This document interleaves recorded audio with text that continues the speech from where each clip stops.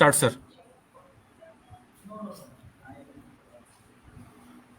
तो किसान साथियों नमस्कार और सत श्री अकाल। आज हम ऑनलाइन के माध्यम से फेसबुक और यूट्यूब के माध्यम से आपसे जुड़े हैं और लगभग ये पंजाब की बात करें तो 80% सोइंग हो चुकी है आलू की। हरियाणा में आपका सेम है क्योंकि यहाँ सीड के लिए लगता है और कच्चा आलू लगता है। और यूपी ये बात करें तो स्टार्टिंग फेस है, थोड़ी बारिश हुई तो जिससे लेट हुआ और ऑल ओवर देखेंगे तो वहाँ कम से कम 30% आलू सोइंग हो चुका है। जैसे शाहजहाँपुर फरुखाबाद तो अर्ली आलू लगता है, तो वहाँ कहीं 30 दिन का आलू है, कहीं 25 दिन का है। तो दो फेस हैं, कहीं सोइंग है और कहीं पहली स्प्रे का समय है। तो आज हमारे साथ हैं mister Sanjay Baradar, ICL India chief agronomist, और दूसरे हमारे साथ हैं यूपी प्रभारी रजनीकांत शर्मा जी, और मैं हूं जीपी शर्मा। तो मैं आपसे लगातार जुड़ा रहता हूं और आपकी समस्याएं, आपके सुझाव हम लेते रहते हैं।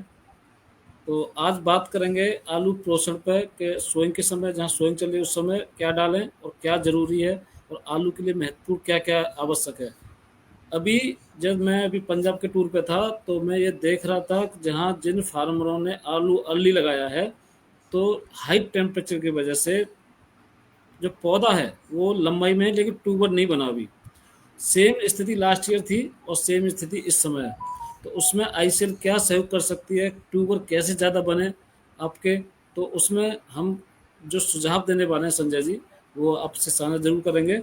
और बने रहे हमारे साथ तक। एंड में आप क्वेश्चन जरूर अपने डालें कि आपके साथ क्या समस्या आ रही है। तो मैं संजय जी से अनुरोध करूँगा, संजय सर आप प्रेजेंटेशन स्टार्ट करें। धन्यवाद शर्मा जी। सबसे पहले सभी किसान भाइयों का इस वेबिनार के अंदर मैं आईसीएल की तरफ से हार्दिक हार्दिक स्वागत करता हूं, तथा जो अभी बातें बताएंगी जीपी शर्मा जी द्वारा, जो भी आवश्यक चीज़ें हैं जिनके माध्यम से नंबर ऑफ ट्यूबर्स या जो भी ट्यूबर डेवलपमेंट हुआ है उसका आकार बढ़ाने के लिए तथा सही तरीके से आलू का पोषण करने के हिसाब से बेसल एप्लीकेशन में, यानी कि आलू लगाते समय क्या देना चाहिए, और उसके बाद में फोलियर एप्लीकेशन द्वारा किन खादों का प्रयोग करके अन्न द्रव्यों का प्रबंधन हमें करने की आवश्यकता है, उसके बारे में हम आज यहाँ पे चर्चा करेंगे। जैसा कि आप सभी लोग जानते हैं कि आलू सबसे ज़्यादा ऊर्जा देने वाला फल है और इस ऊर्जा का मुख्य स्रोत होता है फास्फोरस, और उसी के साथ साथ कुछ माइक्रोन्यूट्रिएंट जैसे कि लौह तत्व है, जिंक है, कॉपर है, इन सारे सूक्ष्म अन्न द्रव्यों की उपलब्धि कराने वाला ये आलू है। इसी तरह से जमीन के नीचे पैदा होने वाली ये फसल है, और जब कभी भी जमीन के नीचे तैयार होने वाली फसल है तब उनके अन्न द्रव्यों का व्यवस्थापन करते समय खास करके ये एक चीज को हमें याद रखने की आवश्यकता है कि उसके अंदर के पोटैश के लेवल सही तरीके से बनाए रखने की आवश्यकता है। तभी जाके सही पोटैश का प्रमाण अगर हम देंगे तब जाके पानी का लेवल जो है आलू के अंदर सही तरीके से रहेगा, और यही पानी का लेवल जब सही तरीके से आलू के अंदर रहेगा तब जाके जितनी भी बीमारियां हैं, जितने भी रोग हैं, उन रोगों के प्रकोप से हम आलू को बचा पाएंगे। इस तरह से हमें खास करके आलू को देखने की आवश्यकता है।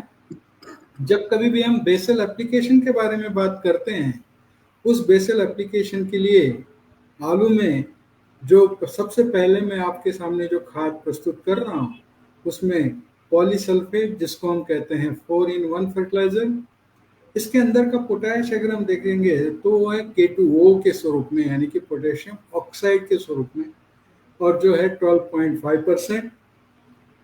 इसके साथ साथ इसके अंदर जो कैल्शियम है वो 15% कैल्शियम ऑक्साइड के रूप में, इसके अंदर का मैग्नीशियम ऑक्साइड के रूप में 5%, और इसके अंदर का सल्फर 17.5% एलिमेंटल सल्फर के रूप में, तथा अवेलेबल सल्फर के रूप में, यानी कि सल्फेट सल्फर के रूप में इसके अंदर का सल्फर जो है 48.5%। और इसका पीएच न्यूट्रल है। अब इन चारों तत्वों की इकट्ठा अगर कैलकुलेशन करेंगे हम, तो लगभग जमीन के अंदर से 80% न्यूट्रिएंट देने वाला ये एकमात्र खाद आज की तारीख में अवेलेबल है। जैसे कि मैंने कहा कि ये खाद, इसका पीएच न्यूट्रल पीएच होने के कारण और इसके अंदर के चारों न्यूट्रिएंट ऑर्गेनिक स्वरूप में यानी कि सेंद्रीय स्वरूप में इसके अंदर होने के कारण इसकी उपलब्धता लॉन्ग टर्म होती है, यानी कि ये खाद जमीन में डालने के बाद में 8वें दिन से लगभग 3 महीने तक की कालावधि के अंदर इसमें के सारे न्यूट्रिएंट पौधे को उपलब्ध होते हैं। और यही कारण है कि इस खाद को 4-in-1 फर्टिलाइजर कहा गया है, यानी कि 4 पोषक तत्व एक ही खाद में इसके अंदर दिए गए हैं, जिसमें से कैल्शियम, मैग्नीशियम, सल्फर ये तीनों दुय्यम अन्नद्रव्य तथा पोटैश ये मुख्य अन्नद्रव्य इस खाद के माध्यम से हमें मिलता है। जैसा कि आप सभी लोग जानते हैं कि ये बाकी पोटैशिक खादों की तुलना में अच्छी तरह से पोटैश की उपलब्धता कराता है। क्यों? क्योंकि इसके अंदर को पोटेशियम ऑक्साइड के रूप में और तथा इसके अंदर क्लोराइड की मात्रा एमओपी की तुलना में बहुत कम। और यही कारण है कि हमारे जमीन के अंदर जो भी क्षार की मात्रा है, वो क्षार की मात्रा ज़्यादा ना बढ़े, इसकी खास करके जो केयर है, वो केयर ये पॉलीसल्फेट ये खाद करता है। तथा इसके अंदर का जो सल्फर है, ये सल्फर खास करके SO3- के रूप में 48.5% होने के कारण और ये सल्फर अवेलेबल सल्फर होने के कारण अपने आलू की फसल के अंदर जो क्वालिटी है, जो आकार है तथा रोग प्रतिकारक क्षमता है, वो सारा का सारा बढ़ाने का काम ये पोटैश और ये सल्फर हमें खास करके करता है। इसके अंदर का जो मैग्नीशियम है, वो मैग्नीशियम ऑक्साइड के रूप में होने के कारण हमेशा के लिए पत्ते हरे भरे रहें, ज़्यादा से ज़्यादा प्रकाश संश्लेषण उसके अंदर हो और जितनी भी अन्य द्रव्यों की उपलब्धता जमीन के अंदर है और खादों के माध्यम से जितने भी अन्न द्रव्यों की उपलब्धता हमने की है, उन सारे अन्न द्रव्यों की अपटेक या उपलब्धता वहाँ पे ज़्यादा से ज़्यादा बढ़ाने के लिए इसके अंदर का मैग्नीशियम खास करके हमें काम में आता है। और इसके अंदर का जो कैल्शियम है, खास करके नंबर ऑफ ट्यूबर्स या जितने ज़्यादा ट्यूबर डेवलप करने के लिए आवश्यक होने वाला जो कैल्शियम है, जो ज़्यादा से ज़्यादा ट्यूबर डेवलपमेंट करने में मदद करता है तथा जिसके अंदर जो अच्छी गुणवत्ता वाला आलू का निर्माण करने के लिए ये कैल्शियम खास करके काम में आता है, वो कैल्शियम भी इसके अंदर दिया गया है। और यही कारण है कि आलू के लिए तीनों सेकेंडरी अन्नद्रव्य यानी कि दुय्यम अन्नद्रव्य की उपलब्धता, उसके साथ में पोटैश की उपलब्धता अवेलेबल स्वरूप में करके देने वाला ये खाद है। इसका पीएच न्यूट्रल पीएच होने के कारण इसकी कंपैटिबिलिटी यानी कि सुसंगतता बाकी सारे अन्य द्रव्यों के साथ में हमें दिखाई पड़ती है। और यही कारण है कि ये खाद पूर्णतः नैसर्गिक तथा ऑर्गेनिक खाद के रूप में देखा गया है। इस खाद को ऑर्गेनिक सर्टिफिकेशन जो है, वो Omri, FIBL, info exchange, OF&G जैसे सारी संस्थाओं ने इस खाद को सेंद्रीय मानांकन दिया है। और यही कारण है कि इस खाद के अंदर के चारों तत्व हमें ऑर्गेनिक स्वरूप में अवेलेबल होते हैं बाकी अन्य खादों की तुलना में। जैसे कि हम यहाँ पे देख रहे हैं कि बाकी अन्य खादों की तुलना में जो कार्बन का उत्सर्जन है, वो कार्बन का उत्सर्जन बहुत कम मात्रा में यहाँ पे पॉलीसल्फेट के माध्यम से किया जाता है। और यही कारण है कि ये खाद हमारे वातावरण के लिए सुरक्षित खाद है, ये खाद हमारे जमीन के लिए सुरक्षित खाद है, ये खाद हमारी फसल के लिए सुरक्षित खाद है। और ये खाद क्वालिटी प्रोडक्शन लेने के लिए, जैसे कि सीड प्रोडक्शन हो या खाने के लिए हो, या जिसको हम कहते हैं कि चिप्स ग्रेड, चिप्सोना ग्रेड आलू का निर्माण करने के लिए हो, ये पॉलीसल्फेट खास करके हमें वहाँ पे काम में आता है, क्योंकि इसके कार्बन फुटप्रिंट बाकी अन्य खादों की तुलना में बहुत कम मात्रा में दिखाई देंगे। उसी के साथ साथ इसके अंदर का जो क्षारता निर्देशांक है इस खाद का बाकी अन्य खादों की तुलना में बहुत कम हमें दिखाई देगा, यानी कि जमीन में ये खाद का प्रयोग करने के बाद में इस खाद का विपरीत परिणाम जमीन के ऊपर नहीं होता है तथा फसल के ऊपर भी इस खाद का विपरीत परिणाम नहीं होता है, यानी कि क्षारता निर्देशांक कम होना और इसके अंदर क्लोराइड का प्रमाण अत्यंत कम प्रमाण में होने के कारण ये खाद हमारे जमीन के लिए और पौधे के लिए बहुत ही सुरक्षित खाद माना गया है। जमीन में से देने के बावजूद 90% अन्न द्रव्यों की उपलब्धता कराने वाला ये खाद है। बाकी अन्य खाद जमीन में से दिए जाने वाले खादों की तुलना जैसे कि एमओपी एसओपी के साथ में अगर हम करते हैं तो उसकी उपलब्धता ज़्यादा से ज़्यादा आपको 50% तक मिलेगी। उसकी तुलना में पॉलीसल्फेट में के चारों न्यूट्रिएंट हमें 90% तक वहाँ पे उपलब्ध होते हैं, यानी कि ये खाद जमीन में डालने के बाद में ना लीच होता है, ना वोलेटाइजेशन होता है, ना इसका फिक्सेशन होता है। जो भी होता है ये अवेलेबिलिटी होता है, और यही कारण है कि ये खाद जमीन में डालने के बाद इस खाद के 90% न्यूट्रिएंट अवेलेबिलिटी इसी सीजन में होती है, और रहा सहा जो भी 10% है वो 10% न्यूट्रिएंट अवेलेबिलिटी अगली फसल को हमें वहाँ पे होती है, कारण की कंपैटिबिलिटी यानी कि सुसंगतता तथा इसका पीएच। और यही कारण है कि जैसे मैंने कहा पहले भी कि ये खाद इन्फोएक्जेन, फोमरी, एफआईबीएल तथा इकोसर्ट द्वारा ऑर्गेनिक सर्टिफिकेशन किया गया खाद है। और इस खाद की सबसे बड़ी विशेषता है कि आज की तारीख में ऐसा 4-in-1 फर्टिलाइजर हमें देखने को नहीं मिलेगा। बाकी अन्य खादों के अंदर कम से कम एक, ज़्यादा से ज़्यादा 3 न्यूट्रिएंट हमें मिलेंगे, बट उससे भी ज़्यादा अन्न द्रव्यों की उपलब्धता यानी कि 4 अन्न द्रव्यों की उपलब्धता कराने वाला ये खाद है पॉलीसल्फेट, जो आज की तारीख में आलू के लिए एक महत्वपूर्ण खाद माना गया है। अब ये खाद इतना अच्छा क्यों है? जैसे कि मैंने पहले भी कहा है कि ये खाद इतना अच्छा होने का कारण है इसका पीएच, जो कि न्यूट्रल पीएच है। इसके अंदर के चारों न्यूट्रिएंट ऑर्गेनिक स्वरूप में यानी कि सेंद्रीय स्वरूप में होने के कारण इसकी अवेलेबिलिटी तुरंत होती है, ऑर्गेनिकली अवेलेबल है। उसी के साथ साथ इसके अंदर के चारों न्यूट्रिएंट जब जब अन्न द्रव्यों की आवश्यकता है तब तक पौधे को उपलब्ध कराने की क्षमता ये पॉलीसल्फेट खाद रखता है, और इतनी अच्छी क्वालिटी बाकी अन्य किसी भी खाद में हमें देखने को नहीं मिलेगी।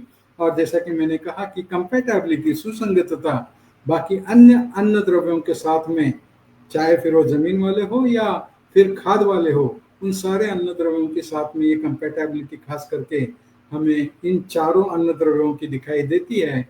और यही कारण है कि ये खाद जो 80% न्यूट्रिएंट देता है, 90% की अवेलेबिलिटी कराता है, और पौधे को कैल्शियम, मैग्नीशियम, सल्फर की ज़रूरत जो है वो सारी ज़रूरत पूरी करता है, और 30 से 40% तक की पोटैश की आवश्यकता भी इस खाद के माध्यम से पूरी की जाती है। और यही कारण है कि आईसीएल का जो पॉलीसल्फेट है वो बेसल एप्लीकेशन में 50 से 75 किलो प्रति एकड़ के हिसाब से अगर हम देंगे तो कैल्शियम, मैग्नीशियम, सल्फर और पोटैश की उपलब्धता, जैसा कि मैंने कहा, जो आवश्यकता है उसके उतनी ही मात्रा में इस खाद के माध्यम से हमें देखने को मिलेगी। और अगर कोई किसान ज़्यादा प्रोडक्शन लेना चाहता है तो वहाँ पे वो किसान 100 किलो प्रति एकड़ के हिसाब से भी पॉलीसल्फेट का एप्लीकेशन करा सकता है। और इसी के कारण इसमें के जो पोटैश, कैल्शियम, मैग्नीशियम और सल्फर, ये चारों न्यूट्रिएंट, जैसे कि पोटैश पानी का संतुलन बनाए रखने में मदद करता है, कैल्शियम खास करके आलू को जो स्ट्रेंथ है, जो मजबूती है, वो मजबूती प्रदान करता है, मैग्नीशियम पत्तों को हरा रखने में मदद करता है, और जो सल्फर है वो खास करके गुणवत्ता के ऊपर उसका अच्छा असर वहाँ पे दिखाई देता है। और यही कारण है कि ये पॉलीसल्फेट खास करके आलू में बेसल एप्लीकेशन में, यानी कि बुआई के समय, अगर कोई किसान बुआई के समय नहीं डाल सकता है तो अगले 10 से 15 दिन के भीतर ये पॉलीसल्फेट कम से कम 50 किलो, ज़्यादा से ज़्यादा 75 किलो प्रति एकड़ के हिसाब से वहाँ पे दे। और जिस किसान को बहुत ज़्यादा प्रोडक्शन कराना है वो किसान 100 किलो प्रति एकड़ तक वहाँ पे जा सकते हैं। अब आते हैं फोलियर फर्टिलाइजेशन के ऊपर, यानी कि छिड़काव वाले खादों के ऊपर या छिड़काव के माध्यम से अन्न द्रव्यों का प्रबंधन के ऊपर। जैसे कि आप सभी लोग जानते हैं कि जब भी छिड़काव वाले खादों का प्रयोग किया जाता है उसका करने का कारण होता है जब भी जमीन के अंदर जड़ों का काम करना बंद होता है या जड़ों के माध्यम से अन्न द्रव्यों की उपलब्धता वहाँ पे सही तरीके से नहीं हो रही है, यानी कि जब भी वातावरण में विपरीत परिस्थितियां हैं, इन परिस्थितियों में खास करके छिड़काव वाले खादों का उपयोग किया जाता है। और ये छिड़काव वाले खाद आईसीएल द्वारा खास करके सिर्फ और सिर्फ छिड़काव वाले खादों का निर्माण आईसीएल ने बेन गुरियन यूनिवर्सिटी के साथ में रिसर्च करके वहाँ पे सिर्फ और सिर्फ छिड़काव के लिए खाद बनाए। और इस खाद की इसके अंदर जो टेक्नोलॉजी लाई गई उसको उस टेक्नोलॉजी का नाम है फर्टिवॉन टेक्नोलॉजी। और ये टेक्नोलॉजी बेन गुरियन यूनिवर्सिटी के साथ में संशोधन करके आईसीएल छिड़काव के माध्यम से अन्न द्रव्यों की उपलब्धता कराने के लिए लाई गई है। जैसे कि जितने भी पुराने खाद हैं 1919 052 34 1261 0 एसओपी या बाकी अन्य कैल्शियम नाइट्रेट जैसे खादों का छिड़काव के माध्यम से हम उपयोग करते हैं, तो आपके बाईं ओर जो पत्ता आपको दिखाई दे रहा है उस प्रकार का छिड़काव वहाँ पे होते हुए दिखाई देगा। हवा आने के बाद में या बारिश आने के बाद में वो पत्तों के ऊपर के बूंदे तुरंत वहाँ पे नीचे गिर जाएगी और उनके माध्यम से जो भी फर्टिलाइजर यूज एफिशिएंसी है या अन्न द्रव्यों की उपलब्धता है वो वहाँ पे बहुत ही कम मात्रा में होते हुए दिखाई देगी। यही कारण है कि आईसीएल ने फर्टिवन टेक्नोलॉजी का आविष्कार बेन गुरियन यूनिवर्सिटी के साथ में किया और इसके माध्यम से छिड़काव करने के बाद में जो एक पानी की बूंद है फव्वारे में से निकलने वाली, उस एक पानी की बूंद को हजारों छोटे छोटे कणों के अंदर उसको तब्दील करके पत्तों के ऊपर गिराने के लिए जो स्प्रेडर आवश्यक होता है वो स्प्रेडर उस खाद के अंदर डाला गया। इसके कारण जो बूंदों का आकार है वो छोटा छोटा होके पत्तों के ऊपर वो सारी बूंदें वहां पे ज्यादा से ज्यादा सरफेस एरिया कवर करके वहां पे गिरी हुई आपको दिखाई देगी। उसी के साथ साथ ये बूंदें जहां पर भी गिरी है वहीं पे चिपकी रहे, इसके लिए इन खादों के अंदर छिड़काव वाले खादों के अंदर स्टिकर भी दिया गया है, यानी कि हवा आने के बाद में या बारिश आने के बाद में ये छिड़काव की गई वाली बूंदें जो है वो पत्तों के ऊपर चिपकी रहेगी और इसी का कारण है इसके अंदर दिया गया स्टिकर। उसी के साथ साथ पत्तों के अंदर अन्न द्रव्यों की उपलब्धता वहां पे पर्णरंध्रों के माध्यम से यानी कि स्टोमाटा के माध्यम से वहां पे हो, उसके लिए ज्यादा देर तक स्टोमाटा अगर खुली रहे तो जो भी अन्न द्रव्यों की छिड़काव वाले खादों के अंदर अवेलेबिलिटी है वो सारे अन्न द्रव्य पत्तों के अंदर या स्टोमाटा के माध्यम से जाएंगी। और ये स्टोमाटा यानी कि पर्णरंध्र ज्यादा देर तक खुली रखने के लिए आईसीएल ने इन छिड़काव वाले खादों के अंदर खास करके ह्यूमेक्टेंट की उपलब्धि की है। और यही कारण है कि ये स्प्रेडर, स्टिकर और ह्यूमेक्टेंट इन तीनों के माध्यम से जो छिड़काव होगा वो आपकी दाहिनी बाजू वाले जो पत्ता आपको दिखाई दे रहा है उस प्रकार से छिड़काव होते हुए दिखाई देगा। और इसी को कहते हैं स्प्रेडर, स्टिकर, ह्यूमेक्टेंट वाला फर्टिवॉन टेक्नोलॉजी। इसके अंदर 4 ग्रेडों का निर्माण किया गया। खास करके जो कायिक वृद्धि की अवस्था है या वानस्पतिक वृद्धि की अवस्था है उसके अंदर स्टार्टर नाम से एक ग्रेड बनाई गई। इसके अंदर 11% नाइट्रोजन, 36% फास्फोरस, 24% पोटाश और साथ में स्प्रेडर, स्टिकर, ह्यूमेक्टेंट और साथ में इसके अंदर सारे माइक्रोन्यूट्रिएंट जैसे कि फेरस, मैंगनीज, जिंक, कॉपर, ये माइक्रोन्यूट्रिएंट चिलेटेड स्वरूप में उपलब्ध किए गए हैं। और ये स्टार्टर नाम की ग्रेड कायिक वृद्धि की अवस्था यानी कि वानस्पतिक वृद्धि की अवस्था के अंदर यानी कि आलू के अंदर पहला ट्यूबर जब तक नहीं निकलता है उससे पहले की अवस्था के अंदर इस ग्रेड का उपयोग हम 5 से 10 ग्राम प्रति लीटर पानी लेके इसका छिड़काव कर सकते हैं। इसी के साथ साथ जब पहला ट्यूबर निकलने से लेके आखिरी ट्यूबर निकलने तक की अवस्था के लिए जो दूसरा ग्रेड बनाया गया है बूस्टर, इसके अंदर 8% नाइट्रोजन, 16% फास्फोरस, 39% पोटैश और साथ में स्प्रेडर, स्टिकर, ह्यूमेक्टेंट और साथ में इसके अंदर सारे माइक्रोन्यूट्रिएंट यानी कि फेरस, मैंगनीज, जिंक, कॉपर, ये भी चिलेटेड स्वरूप में उपलब्ध किए गए हैं।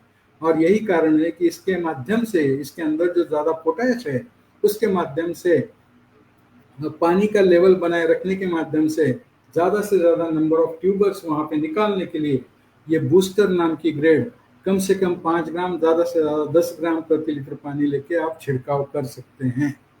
उसी के साथ साथ जब ट्यूबर डेवलप होना शुरू होता है, उन ट्यूबर का आकार, उस ट्यूबर की क्वालिटी अच्छी हो, इसके लिए फ्रूट नाम की ग्रेड, जिसके अंदर 12% नाइट्रोजन, 5% फास्फोरस, 27% पोटैश और इसी के साथ साथ इसके अंदर कैल्शियम 8% और सारे माइक्रोन्यूट्रिएंट यानी कि फेरस, मैंगनीज, जिंक, कॉपर ये चिलेटेड स्वरूप में, और इसके अंदर बोरॉन भी उपलब्ध किया गया है। और इसी के कारण आपको क्वालिटी जो है आलू की वो अच्छी अगर लाना है तो उसके लिए छिड़काव के माध्यम से इस फ्रूट ग्रेड का उपयोग आप कम से कम 5 ग्राम, ज़्यादा से ज़्यादा 10 ग्राम प्रति लीटर पानी लेके छिड़काव कर सकते हैं। और उसी के साथ साथ एक ग्रेड 049-32 नाम की, जब जब वातावरण में विपरीत परिस्थितियां हैं, जब जब जड़ों का कार्य सही तरीके से नहीं हो रहा है, तब तब आप इस 049-32 का यानी कि ज़्यादा ठंड, ज़्यादा बारिश, ज़्यादा धूप, इन चीज़ों के इन परिस्थितियों में आप 049-32 पिकवान का छिड़काव कर सकते हैं। इसके अंदर 49% फास्फोरस और 32% पोटैश, इसके अंदर कोई भी माइक्रोन्यूट्रिएंट नहीं है, इसके अंदर स्प्रेडर स्टिकर और ह्यूमेक्टेंट दिया गया है। उसी के साथ साथ एक साथ सारी फसल तैयार करना है और एक साथ सारी फसल निकालना है तो 049-32 का छिड़काव आखिरी अवस्था के अंदर यानी कि डेवलपमेंट के बाद में मैच्योरिटी के समय आप इस खाद का प्रयोग कम से कम 5 ग्राम, ज़्यादा से ज़्यादा 10 ग्राम प्रति लीटर पानी के हिसाब से आप कर सकते हैं। इस ऐसे जैसे कि मैंने कहा, स्टार्टर वानस्पतिक वृद्धि की अवस्था यानी कि इनिशियल ट्यूबर डेवलपमेंट होना शुरू होने से पहले आप उसका प्रयोग कर सकते हैं। ट्यूबर डेवलप होने से पहला ट्यूबर डेवलप होने से लेके आखिरी ट्यूबर आने तक वहाँ पे आप बूस्टर का प्रयोग कर सकते हैं। आलू का आकार और उसकी चमक वो अच्छी लाने के लिए फ्रूट ग्रेड का उपयोग आप कर सकते हैं। और एक साथ आलू का निकालना, एक साथ मैच्योरिटी लाना और एक साथ आलू का पकना कराने के लिए आप 049-32 और जब जब वातावरण में विपरीत परिस्थितियां आए तब तब 049-32 का प्रयोग आप छिड़काव के माध्यम से कर सकते हैं। ये सारे चारों के चारों खाद आपको खास करके उन परिस्थितियों में वहाँ पे फायदा देगी। जैसे कि मैंने कहा था कि वानस्पतिक वृद्धि के दौरान आपको न्यूट्रॉन स्टार्टर का प्रयोग करना है, इसके माध्यम से फोटोसिंथेसिस आपको ज़्यादा होते हुए मिलेगा। उसी के साथ साथ जो जड़ों का कार्य है वो जड़ों का कार्य इनिशियल दौर के अंदर अच्छी तरह से होते हुए दिखाई देगा। उसी के साथ साथ जो लीफ एरिया इंडेक्स है वो वहाँ पे हमें ज़्यादा अच्छी तरह से दिखाई देगा और जो शूट ग्रोथ है वो शूट ग्रोथ भी वहाँ पे सही तरीके से होते हुए दिखाई देगी। बूस्टर 8-16-39 जो आलू तैयार करके ट्यूबर निकलने से लेके आखिरी ट्यूबर निकलने तक की अवस्था में आप बूस्टर का प्रयोग कर सकते हैं।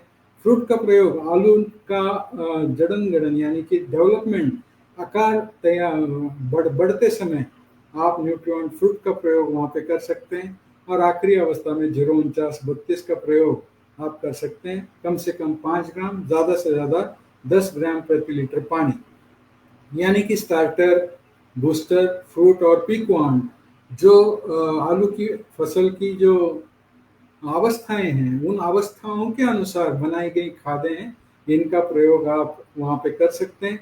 और ये सारी खादें जो हमने यहाँ पे अभी बताई आपको, ये सारी खादें मोस्टली 99% सारी कीटनाशियों के साथ में, दवाइयों के साथ में आप छिड़काव कर सकते हैं तथा फंगिसाइड, कॉपर और सल्फर छोड़ के सारी फंगिसाइड के साथ आप इसका छिड़काव कर सकते हैं। तो उसी तरह सारे ग्रोथ रेगुलेटर्स या ग्रोथ हार्मोन्स के साथ में आप इसका छिड़काव कर सकते हैं। ह्यूमिक एसिड, फल्विक एसिड और अमीनो एसिड के साथ में इसका प्रयोग ना करें। बाकी सारी औषधियों के साथ में आपको इन छिड़काव वाले खादों की कंपैटिबिलिटी यानी कि सुसंगतता मिलेगी। उसी प्रकार जो हाफ लाइफ पीरियड होता है औषधियों का, वो हाफ लाइफ पीरियड यानी कि जो औषधि 4 दिन काम करने वाली है वो औषधि 12 दिन तक काम करने में मदद करेगी। इस तरह से औषधियों की परिणामकारकता तथा अन्य द्रव्यों की उपलब्धता बढ़ाने में ये चारों के चारों छिड़काव वाले खाद हमें खास करके मदद करेंगे और उसके माध्यम से कम 15%, ज़्यादा से ज़्यादा 25% तक आप ज़्यादा उपज, जो आज तक दुनिया भर के अंदर जो भी हमारे ट्रायल हुए हैं उसके माध्यम से ये दिखाई दिया है कि कम से कम 15% और ज़्यादा से ज़्यादा 25% तक उत्पादन में वृद्धि इन छिड़काव वाले खादों के माध्यम से हुई है। उसी के साथ साथ जो माइक्रोन्यूट्रिएंट है छिड़काव के माध्यम से, चिलेटेड माइक्रोन्यूट्रिएंट, उनका प्रयोग भी अगर आलू के अंदर हम करते हैं, जैसे कि आलू के अंदर जिंक की आवश्यकता बहुत ज़्यादा मात्रा में होती है और ये जिंक खास करके नंबर ऑफ ट्यूबर्स के ऊपर इनिशियली और ट्यूबर डेवलपमेंट में ये जिंक हमें खास करके काम मदद करता है। यानी कि जो भी हार्मोनल बैलेंस है वो हार्मोनल बैलेंस बढ़ा के सही तरीके से ज़्यादा नंबर ऑफ ट्यूबर्स बना के देने में ये खास करके जिंक वहाँ पे काम करता है। यानी कि इनिशियल अवस्था में, यानी कि वानस्पतिक वृद्धि की अवस्था में या पहले महीने के अंदर अगर हम जिंक का छिड़काव, चिलेटेड जिंक का छिड़काव, जो 12% वाला जिंक होता है चिलेटेड, उसका छिड़काव अगर हम कम से कम 1 ग्राम प्रति लीटर पानी लेके करते हैं तो ये जो भी हार्मोनल बैलेंस है या जो भी पौधे की उत्पादन देने की क्षमता है या जो भी पौधे की जो प्रतिकार क्षमता है वो बढ़ाने में खास करके ये जिंक हमें वहाँ पे मदद करता है। उसी के साथ साथ लोह की अगर कमी वहाँ पे है तो लोह की कमी अगर दिखाई देती है, यानी कि पत्तों के अंदर जो शिराएं हैं वो शिराएं अगर हरी रहती है और पत्ता पूरा पूरा पीला पड़ता है तो छिड़काव के माध्यम से EDTA फेरस 12% के माध्यम से हम इसका ज़्यादा से ज़्यादा फायदा उठा सकते हैं और पत्तों का जो हरापन है वो वहाँ पे टिका सकते हैं। उसी के साथ साथ जो नंबर ऑफ ट्यूबर्स है और जो आकार बढ़ाने के लिए बोरॉन की आवश्यकता होती है, वो आकार बढ़ाने के लिए बोरॉन की आवश्यकता और पॉलिनेशन यानी कि ज़्यादा नंबर ऑफ ट्यूबर्स वो बढ़ाने के लिए बोरॉन का उपयोग हम कर सकते हैं और 0.5 ग्राम बोरॉन प्रति लीटर पानी लेके हम इसका छिड़काव करके ज़्यादा से ज़्यादा फायदा ले सकते हैं। जैसे कि मैंने कहा, जिंक का उपयोग इनिशियल अवस्था में एस्टेब्लिशमेंट के लिए तथा टिप ग्रोथ के लिए जिब्रेलिक एसिड तथा जड़ों के अंदर साइटोकाइनिन का निर्माण और जो भी ऑक्सीजन्स है या जो भी हार्मोनल बैलेंस है वो पूरा का पूरा सही तरीके से करने में ये जिंक मदद में करेगा और चिलेटेड जिंक ज़्यादा असरदार रहेगा छिड़काव के माध्यम से। उसी तरह बोरॉन 20%, इसका उपयोग हम ज़्यादा नंबर ऑफ ट्यूबर्स वहाँ पे लाने के लिए और जो आकार बढ़ाने के लिए, यानी कि जो cell division, cell expansion, cell elongation, इसके लिए जो आवश्यक होता है बोरॉन, वो वहाँ पे खास करके हमें उपयोग में लाना पड़ेगा। यानी कि जब नंबर ऑफ ट्यूबर्स बढ़ रहे होते हैं उस अवस्था में वहाँ पे हमें बोरॉन का छिड़काव करने की आवश्यकता है। जब जब पत्तों की शिराएं पीली हरी रहती है और पत्ता पीला पड़ता है तब तब FeEDTA का प्रयोग 12% वाला 1 ग्राम प्रति लीटर पानी लेके वहाँ पे छिड़काव हम कर सकते हैं। इस तरह से जो शेड्यूल है वो शेड्यूल आप पूरा वहाँ पे कर सकते हैं। डे वाइज शेड्यूल, प्लांटिंग के समय पॉलीसल्फेट का उपयोग बेसल एप्लीकेशन में 50 से 75 किलो, प्लांटिंग के 27 दिन बाद जो न्यूट्रिएंट स्टार्टर है उसका छिड़काव और उसके 1 दिन बाद या 2 दिन बाद सेलेक्ट जिंक EDTA का छिड़काव अगर हम करते हैं तो वो ज़्यादा असरदार होगा। उसी के साथ साथ 31 से 45 दिन के भीतर फिर एक बार न्यूट्रिएंट स्टार्टर का जिंक EDTA के साथ में वहाँ पे छिड़काव करें। 45 से 60 दिन के भीतर न्यूट्रिएंट बूस्टर और बोरॉन का छिड़काव करें और दूसरा छिड़काव न्यूट्रिएंट फ्रूट और सेलेक्ट बोरॉन का करें और 61 दिन से लेकर 80 दिन के भीतर न्यूट्रिएंट फ्रूट और न्यूट्रिएंट पीक-1 का वहाँ पे छिड़काव करें। इस तरह से सॉइल एप्लीकेशन और छिड़काव के माध्यम से आप सभी लोग जो आलू की जो गुणवत्ता है, उत्पादकता है, वो सही तरीके से हम वहाँ पे ले पाएंगे। मुझे लगता है कि इस कार्यक्रम के माध्यम से इतना कहना उचित है। जो भी सवाल आपके होंगे उन सवालों का यहाँ पे जवाब देने का मैं और मेरे साथी GP शर्मा जी तथा रजनीकांत शर्मा जी यहाँ पे प्रयास करेंगे। फिर एक बार मैं एसिल की तरफ से इस कार्यक्रम में जुड़ने के लिए आप सभी किसान भाइयों का धन्यवाद व्यक्त करता हूँ और आपके सवाल जो है वो सारे सवाल यहाँ पे लेने के लिए सूरज जी से गुजारिश करता हूँ। धन्यवाद संजय जी। लेकिन थोड़ा-सा मैं कुछ ऐड करना चाहूँगा कि जो हमारे किसान साथी कच्चा आलू लगाते हैं, एलआर वैरायटी लगाते हैं, जिन फार्मरों ने 60, 65, 70 दिन में हार्वेस्टिंग करनी होती है, तो उनसे प्लीज़ ये अनुरोध रहेगा कि उनका जो स्प्रे शेड्यूल है, जैसा बता रहे थे 30 से 35 दिन, 45 से 60 दिन, 60 से 80 दिन, जो आलू की लाइफ ही 60 से 70 दिन है, तो आप उसका जो गैप है, अब 7 दिन के इंटरवल पे आपको स्प्रे पर जाना है। और जैसे पहला स्प्रे आपने 25 से लेके 20 से लेके 30 दिन पे किया है, उस पर 40 दिन पर करना है, फिर आपका 50 दिन पर, फिर 60 दिन पे, तो आप इंटरवल कम कर सकते हैं, 7 डे से लेके 10 डे तक कर सकते हैं।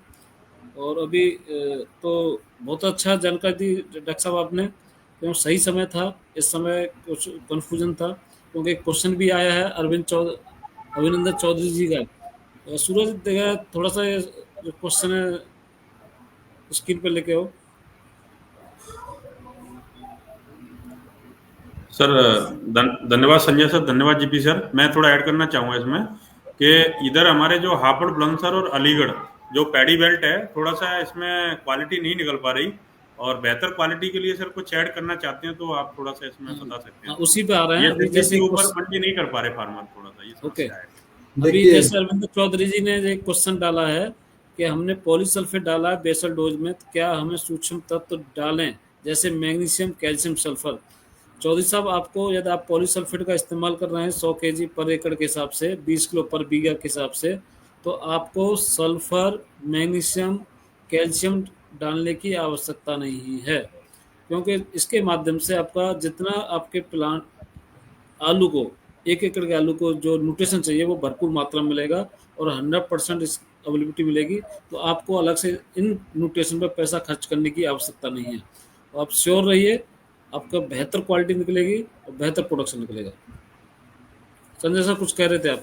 मैं एक जोड़ना चाहूँगा अभिनेंद्र चौधरी साहब कि ये पॉलीसल्फेट, कैल्शियम, मैग्नीशियम, सल्फर, और ये calcium, magnesium, sulphur, calcium oxide, magnesium oxide और SO3 माइनस के अंदर जो सल्फर है, ये तीनों तत्वों वहाँ पे देने के बाद में, जैसे कि मैंने कहा 90% तक इसकी खाद की इफ़िशियंसी, फर्टिलाइज़र यूज़ इफ़िशियंसी हमें वहाँ पे मिलती है। और यही कारण है कि बाकी अन्य खादों के माध्यम से जो भी आप मैग्नीशियम दे रहे हैं, जो भी आप कैल्शियम दे रहे हैं, जो भी आप सल्फर दे रहे हैं, वो देने की हमें आवश्यकता नहीं पड़ेगी, क्योंकि पॉलीसल्फेट के अंदर कैल्शियम, मैग्नीशियम और सल्फर है। उसी के साथ साथ आपने पूछा है कि क्या सूक्ष्म तत्व जैसे कि फेरस, मैंगनीज, जिंक, कॉपर और बाकी बोरॉन जैसे सूक्ष्म तत्व भी हमें देने की आवश्यकता नहीं है। मैं इसका उत्तर इस तरह से दूंगा कि अगर सूक्ष्म तत्वों का उपयोगिता जमीन के अंदर से हम करेंगे तो उसकी अवेलेबिलिटी सिर्फ और सिर्फ 2% और ज़्यादा से ज़्यादा 5% तक वहाँ पे होती है। इसलिए जितने भी छिड़काव वाले खाद हैं, उन छिड़काव वाले खादों के अंदर जैसे कि स्टार्टर, बूस्टर और फ्रूट, इनके अंदर हमने सारे सूक्ष्म तत्व यानी कि फेरस, मैंगनीज, जिंक, कॉपर ये चिलेटेड स्वरूप में उपलब्ध किए हैं, जो 90% से ज़्यादा एफिशिएंसी वहाँ पे छिड़काव के माध्यम से मिलती है। और यही कारण है कि सॉइल एप्लीकेशन में हमने माइक्रोन्यूट्रिएंट या बाकी अन्य कैल्शियम, मैग्नीशियम, सल्फर का रिकमेंडेशन यहाँ पे नहीं दिया है। मुझे लगता है कि आपके सवाल का जवाब हम दे पाए। दूसरा सवाल सूरज जी। इनका एक ही क्वेश्चन है कि इस समय आलू के ट्यूबर ज़्यादा कैसे बने? बहुत अच्छा क्वेश्चन है, क्योंकि पंजाब, हरियाणा के अंदर बड़ी प्रॉब्लम आ रही है कि टेम्परेचर हाई है, और टेम्परेचर हाई से पौधा ने ग्रोथ अच्छा किया है लेकिन नीचे ट्यूबर नहीं है। तो चौधरी साहब, आपका एक जो क्वेश्चन किया आपने, जितने भी हमारे पोटैटो फार्मर हैं उनका सभी का आपने ध्यान रखते हुए किया है। तो हमारा जो शेड्यूल है, शेड्यूल के अंदर हमने एक खाद का रिकमेंडेशन दिया है 12-6-22+12 कैल्शियम। तो आप इसका जब 25 से लेकर 40 दिन के स्टेज पर इसका इस्तेमाल करते हैं, तो आपको ट्यूबर जो कम बन रहे हैं वहाँ पर आप ज़्यादा बनेंगे। अभी एक वीडियो मैंने भी शेयर किया है, अभी कल मैं पंजाब के अंदर था, और पंजाब के अंदर अमलो, एक हमारे नोनी शर्मा जी हैं, लास्ट ईयर यही स्थिति थी, यही समय था कि ट्यूबर नहीं बने थे और ट्यूबर की संख्या बहुत कम थी। तो हमने बहुत फार्मों को इस्तेमाल कराया और उसके डालने से ट्यूबर की जो संख्या है, जो कंद हैं बहुत ज़्यादा मात्रा में बने, और लास्ट में हमने जो पोटेशियम प्लस का इस्तेमाल कराया पानी के माध्यम से, उससे साइज़ बहुत अच्छा है। तो सभी का साइज़ नॉर्मल बराबर रहा, वेट बहुत अच्छा रहा। जो हमारी बोरी होती है 50 किलो की, उसमें 53 से 55 केजी आ रहा था। तो आपको ट्यूबर ज़्यादा बनाने हैं, आपके जितने भी आपके दोस्त हैं जो आपके साथ आलू लगाते हैं, और जहाँ तक आप ये बात पहुँचा सकते हैं, जो फार्म हमारे ट्यूबर न बनने की समस्या से ग्रसित हैं, परेशान हैं, उनको 22 कैल्शियम फर्टीफ्लो का आप इस्तेमाल करें। 8 से 10 केजी पर एकड़ के हिसाब से आप इस्तेमाल करते हैं तो आपको बेहतर रिस्पॉन्स मिलेंगे और ट्यूबर बहुत अच्छे बनेंगे। तो सही समय पे किया गया इस्तेमाल, सही समय पर डाला गया खाद आपको बेहतर रिस्पॉन्स दे सकता है। कभी कभी होता है कि हम लेट हो जाते हैं और सोचते हैं कि ज़्यादा ट्यूबर बन जाएंगे। ट्यूबर तो बनेंगे लेकिन छोटे रह जाएंगे, और जो बड़े ट्यूबर है वो बड़ा साइज होकर आप हार्वेस्टिंग तरफ जाएगा। तो सही समय पर आप इस्तेमाल करें तो आपको बेहतर रिस्पॉन्स मिलेंगे। नेक्स्ट। इसमें इसमें एक और बात जोड़ना चाहूँगा। जैसे कि आपने कहा कि सबसे पहले हमें जान जान के लेने की आवश्यकता है कि नंबर ऑफ ट्यूबर्स कौन बढ़ाता है।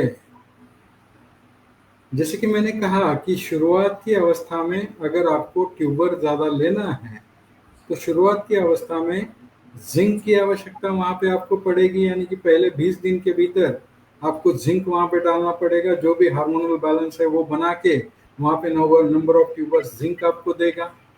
इसीलिए इनिशियल अवस्था में, वानस्पतिक वृद्धि की अवस्था में, हमने कहा है कि स्टार्टर के साथ में जिंक का छिड़काव वहाँ पे करें।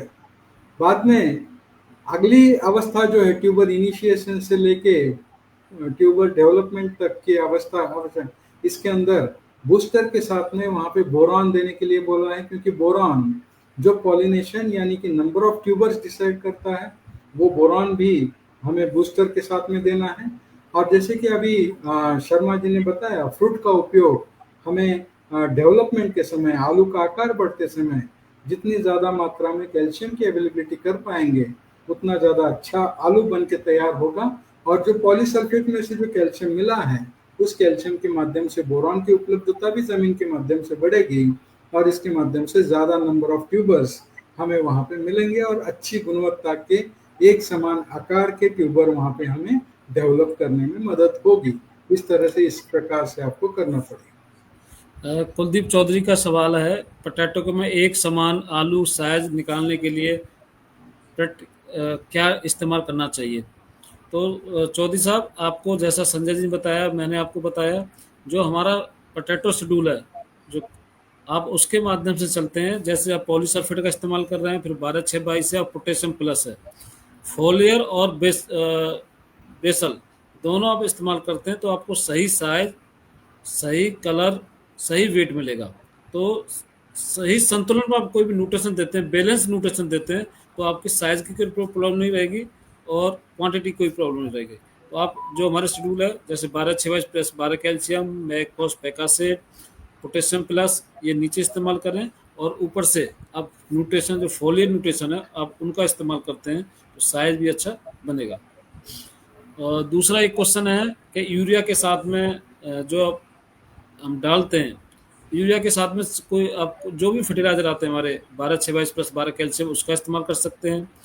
मैकफॉस का इस्तेमाल कर सकते हैं। पोटेशियम प्लस का लास्ट स्टेज में, लास्ट और सेकंड लास्ट पानी में आप इस्तेमाल कर सकते हैं, क्योंकि लास्ट स्टेज में पोटास, सल्फर, और जैसा हमारा पोटेशियम प्लस का ग्रेड है 8047 प्लस 7S, एक हिस्सा नाइट्रोजन, 5 हिस्से आपके, 6 हिस्से आपके पोटास के, और एक हिस्सा सल्फर। तो ये बेहतरीन ग्रेड है। आप इसके माध्यम से अपने आलू का साइज बढ़ा सकते हैं, और आलू की जो संख्या बढ़ाने के लिए, जैसे संजय सर ने बताया, बोरॉन बहुत महत्वपूर्ण रोल अपनाता है बूस्टर के साथ में, आपका जिंक बहुत महत्वपूर्ण रोल अपनाता है, और कैल्शियम। तो ये यदि आप सही समय पे तीनों का दो का छिड़काव कर रहे हैं, और नीचे आप 12/6/22 का इस्तेमाल कर रहे हैं, तो आपके आलू भी ज़्यादा बनेंगे और साइज भी अच्छा बनेगा। एक अरुण सोलंकी कह रहे हैं, आपका जिंक के बारे में शायद बात कर रहे हैं, या बोरन के बात कर रहे हैं, कि इनको 250 ग्राम पर एकड़ क्या जिंक है। तो मेरा आपसे यही अरुण जी अनुरोध रहेगा, जब भी आप कोई भी माइक्रो न्यूट्रेंट का इस्तेमाल करते हैं, चाहे फेरस का इस्तेमाल कर रहे हैं, बोरोन का इस्तेमाल कर रहे हैं या जिंक का इस्तेमाल कर रहे हैं, तो 1 ग्राम पर लीटर के साथ आप इस्तेमाल करें, पर एकड़ का इस्तेमाल नहीं करें। कभी-कभी क्या होता है कि हम पानी की मात्रा बहुत कम लगाते हैं, कहीं 80 लीटर लगता है 1 एकड़ में, कहीं 100 लीटर लगता है, कहीं हम 3 टंकी लगा देते हैं 20-20 लीटर की, 25 लीटर की, तो 75 लीटर लगता है। तो वहाँ डोज़ ज़्यादा होती है, पानी कम हो जाता है, तो वहाँ टॉक्सिसिटी आने की संभावना रहती है। तो जब भी कोई आप स्प्रे कर रहे हैं तो 1 ग्राम पर लीटर का बोरोन का इस्तेमाल करें, 1 ग्राम पर लीटर आपका जिंक का इस्तेमाल करें, 1 ग्राम ही एफई का इस्तेमाल करें। तो आप ग्राम के पर लीटर का डोज रखें, ना कि आप पर एकड़ का डोज रखें, जिससे आपको टॉक्सिसिटी जो आती है, आपके पौधे जो जल सकते हैं, उससे आप बचाव कर सकें। तो जितने भी किसान साथी हमारी ये वेबिनार सुन रहे हैं, मेरा सबसे अनुरोध है, पर एकड़ की डोज कभी इस्तेमाल न करें, पर बीघा की इस्तेमाल न करें, पर ग्राम पर लीटर की इस्तेमाल करें। चाहे आइसर के प्रोडक्ट है, चाहे कोई अदर किसी कंपनी का प्रोडक्ट है, चाहे वो फंगीसाइड है, इंसेक्टिसाइड है, तो इसका इस्तेमाल करेंगे तो आपको बेहतर रिस्पॉन्स मिलेंगे और दवा भी कम लगेगी और अच्छा रिस्पॉन्स मिलेगा। नेक्स्ट, एक साहब महाराष्ट्र से चने का शेड्यूल मांग रहे हैं, तो मैं आपको अपना नंबर छोड़ दीजिए गजानन जी, जिससे आपको हम शेड्यूल सेंड कर देंगे, आप उसके माध्यम से देख सकते हैं। तो एक आप अपना नंबर ड्रॉप कर दें तो हम आपको भेज देंगे।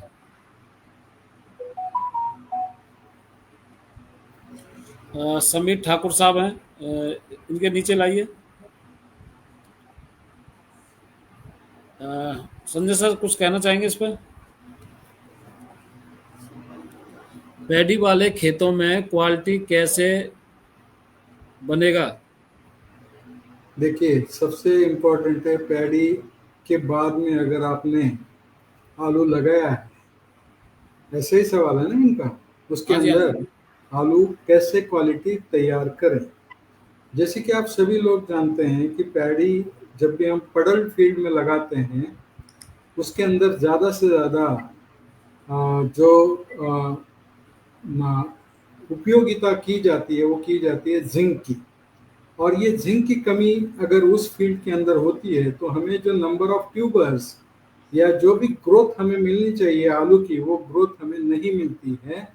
इसलिए खास करके जिंक और बोरॉन का एप्लीकेशन कैल्शियम के साथ में अगर हम सही तरीके से करते हैं तो हमें अच्छी गुणवत्ता वाले आलू का निर्माण पैडी के खेतों में भी वहाँ पे कर सकते हैं। इसके लिए खास करके कैल्शियम, जिंक और बोरॉन, इन तत्वों के ऊपर, और जो फास्फोरस है वो फास्फोरस अवेलेबल फास्फोरस के रूप में वहाँ पे हमें देना पड़ेगा। जैसे कि इनिशियल अवस्था में डीएपी के माध्यम से अगर आप फास्फोरस दे रहे हैं तो उसकी उपलब्धता वहाँ पे नहीं होगी। इसलिए जैसा कि अभी शर्मा जी ने कहा कि पिक एसिड या मैकफॉस जैसे खादों का प्रयोग अगर आप करते हो तो उसके माध्यम से फास्फोरस और पोटैश की उपलब्धता वहाँ पे बढ़ेगी और आलू वहाँ पे आप सही तरीके से अच्छी गुणवत्ता के ले पाएंगे।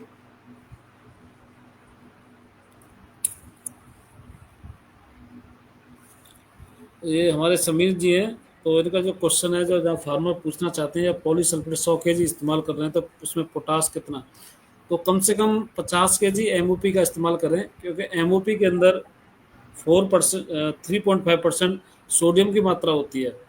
और जब कभी कभी पानी ज़्यादा मात्रा लग जाता है या बारिश लगातार होती है, खेतों में पानी भर जाता है, ज़्यादा बारिश हो जाती है, या निकासी की प्रबंध नहीं है और पानी लगातार खड़ा रहता है 1-2 दिन 4 दिन, तो वहाँ पर ये जो नमक सोडियम की मात्रा आपके खेत के अंदर ज़्यादा है, पीएच वैल्यू ज़्यादा है, तो वहाँ पर क्या प्रॉब्लम आ जाती है, चेचक आने की संभावना ज़्यादा है, काले स्पॉट आने की संभावना ज़्यादा होती है और आलू गलने की संभावना ज़्यादा हो जाती है। तो हमें ऐसे खादों से बचना पड़ेगा जहाँ सोडियम की मात्रा ज़्यादा है, नमक की मात्रा ज़्यादा है, या जिस सॉइल में पीएच हाई है, तो उन खेतों से हमें आलू तो नहीं लगाना चाहिए। तो वहाँ और हमें लो पीएच के फर्टिलाइज़र जैसे पैकासीड 12-6-22, पोटेशियम प्लस, ऐसे लो पीएच के खाद डालते हैं, पॉलीसल्फेट, तो आप बेहतर रिस्पॉन्स दे सकते हैं और आप पोटास की मात्रा धीरे धीरे यूज़ कर सकते हैं। मैं अभी सिरसा गया था, हरियाणा। संजय सर, एक छोटा सा बहुत बढ़िया अनुभव मिला मेरे को, लगातार वो 6 साल से पॉलीसल्फेट 12-6-22 पैकासीड पैडी के अंदर, वीट के अंदर इस्तेमाल कर रहे हैं, वो फॉस्फेट ग्रेड नहीं यूज करते कोई भी। उनका 8 पीएच था, आज उन्होंने 6 साल के अंदर, आप हैरान हो जाओगे, पौने 7 पीएच कर लिया, 6.8 पीएच हो गया उनका। बोले कि जब मैंने आज इसकी चेकिंग कराई तो पीएच बहुत लो आ गया।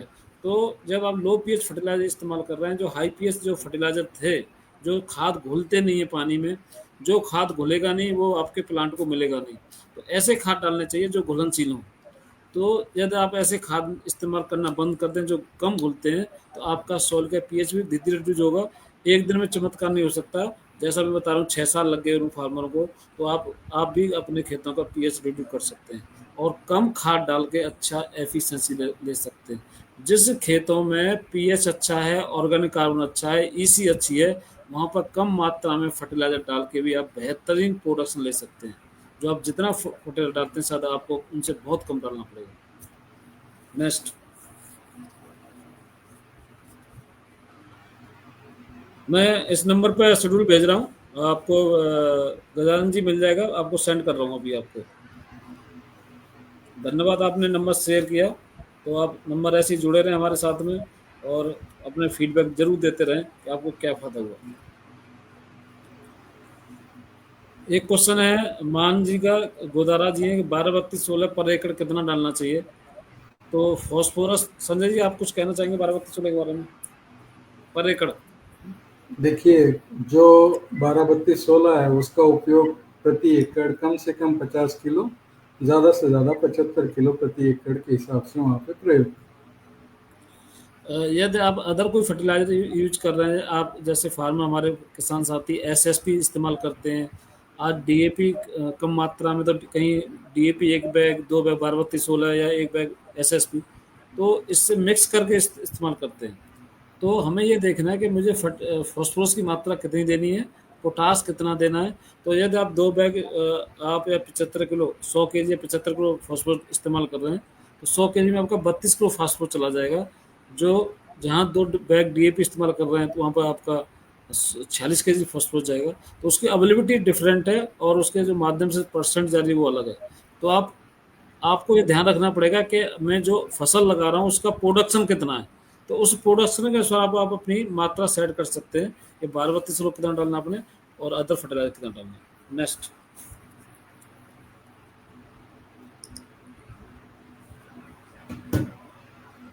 सूरज और भी क्वेश्चन है क्या? अच्छा,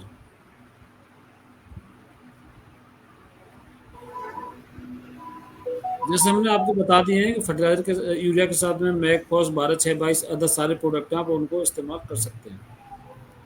जैसे पवन त्यागी जी हैं, आपके पास क्वेश्चन आते रहते हैं, जो चेचक जो बताया, चेचक का कोई दवाई नहीं है, इसका मुख्य इलाज सॉइल पीएच, लो पीएच फर्टिलाइजर और सोडियम वाले खाद इस्तेमाल न करना। और इसका मुख्य कारण है नमी की जब मात्रा ज़्यादा होती है पानी के अंदर, तो ये बीमारी ज़्यादा आती रहती है। तो पानी का विशेष ध्यान दें।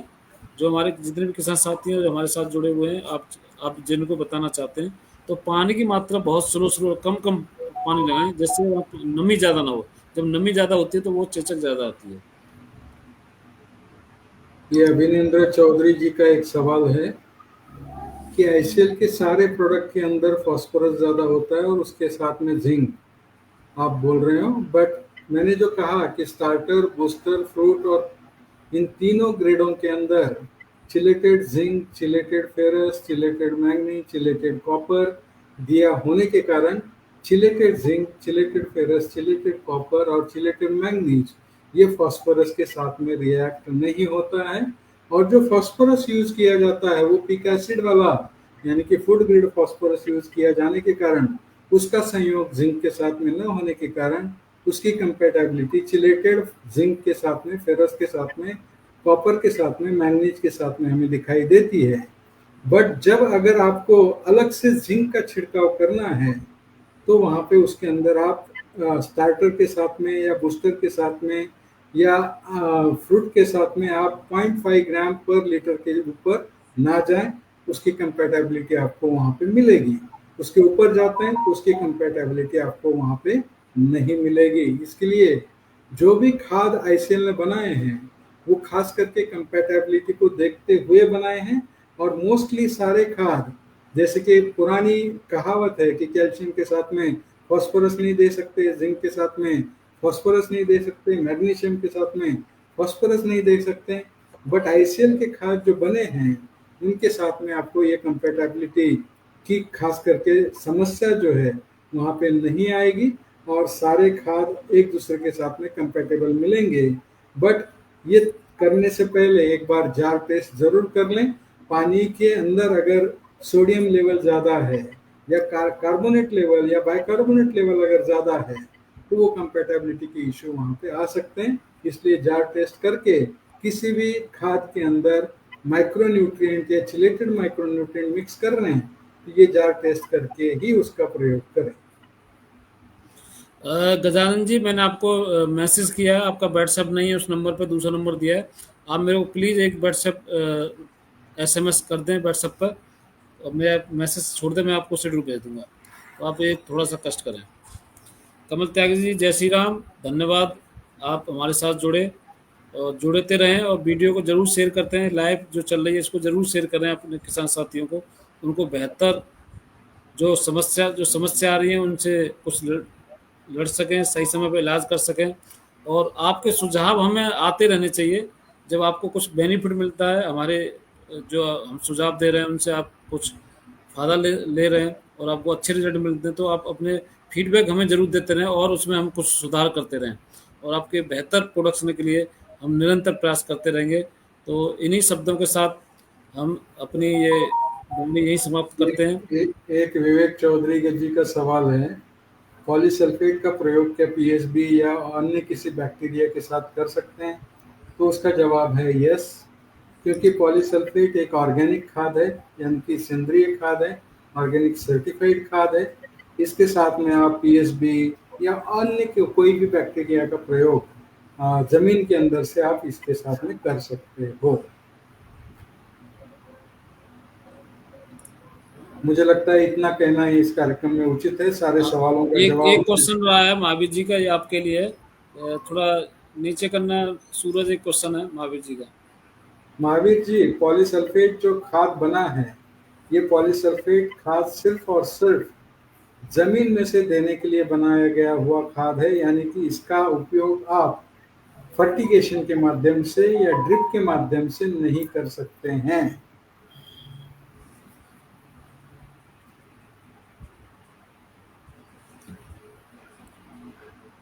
रजनीकांत जी, आभार प्रदर्शन करिए। जी जी सर, बहुत अच्छा लगा आपने अपना। धन्यवाद संजय सर, धन्यवाद जीपी सर, और सभी लाइव वेबिनार में जुड़े सभी किसान भाइयों का धन्यवाद।